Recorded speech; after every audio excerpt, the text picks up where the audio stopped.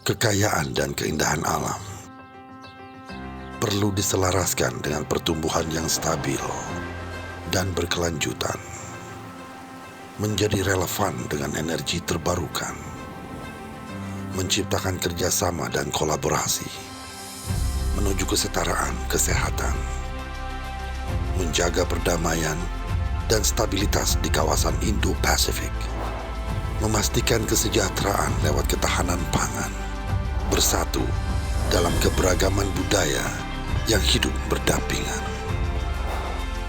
Jakarta, Indonesia, siap menyambut KTT ASEAN 2023.